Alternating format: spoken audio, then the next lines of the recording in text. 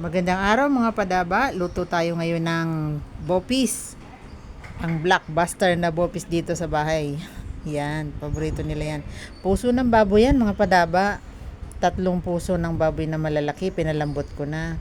Lagyan natin ng carrots, giniling na rin namin. Kami nagiling ng puso. Kasi pinalambot ko muna at saka giniling. Tapos lagyan natin ng bell pepper.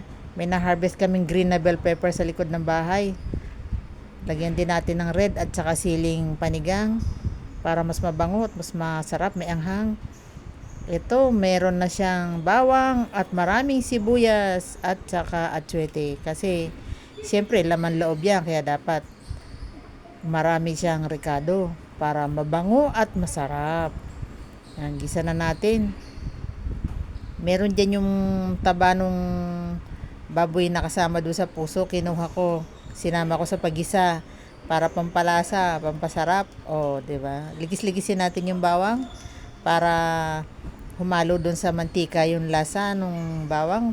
Masarap yan eh. Parang garlic oil. Lagyan na natin yung sibuyas.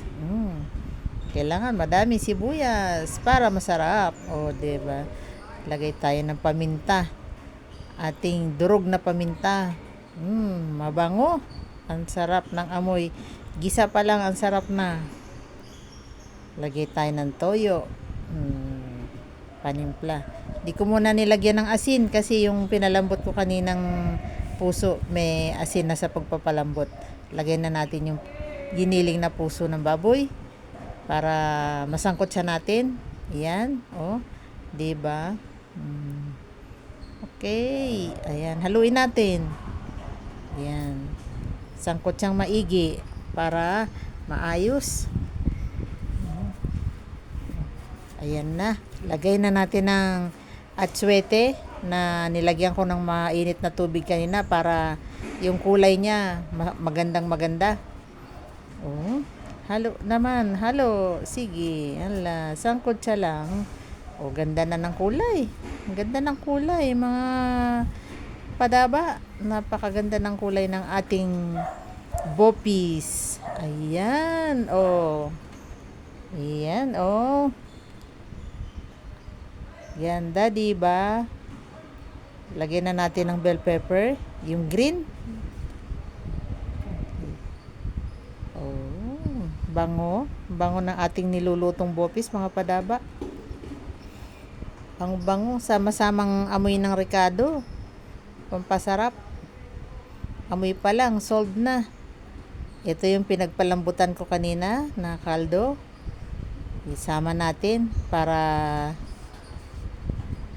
masarap ang lasa lalo. Pero hindi pa sapat yung ating sabaw na yan eh. Gusto kasi dito sa bahay, medyo may sabaw-sabaw daw. Sabi ko, gusto ko yung medyo nagmamantika. Hindi daw. Gusto daw nila masabaw-sabaw. Pagbigyan natin sila. Yan. Ganda ba? Ganda Palalambutin na. Pakukuluin pa natin yan para malambot na siya. Pero kailangan maluto pa siya ng kasama yung mga rekado. Kaya nagdagdag tayo ng tubig. Tubig na mainit para diretsong kulo. Ayan Pakukuluin natin siya. Ayan, ngayon kumulo na. Maglalagay na tayo ng suka. Marami-raming suka. Kasi masarap sa bopis yung medyo lutang-lutang yung lasa ng suka. Yan.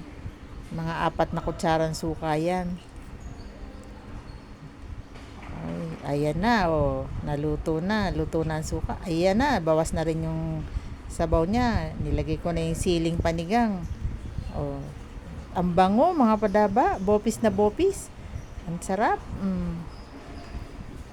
Mga padaba, huwag niyo kalimutan mag-subscribe, mag-like, at mag-share para marami tayong mai-share na masarap na ulam. Thank you mga padaba.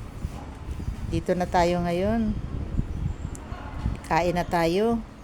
Tikman na natin yung bopis natin. Pasado ba dito sa ating mga nagre-request ng bopis? Yan. Unang subo para sa inyo mga padaba. Ay, ito yan eh. Ito yung talaga. Kaya nila nire-request yan kasi Yan yung lasang gusto nila. Oh, approve. Clap, clap, clap. Thank you mga padaba. Bye-bye. Thank you for watching. Subscribe, like, and share.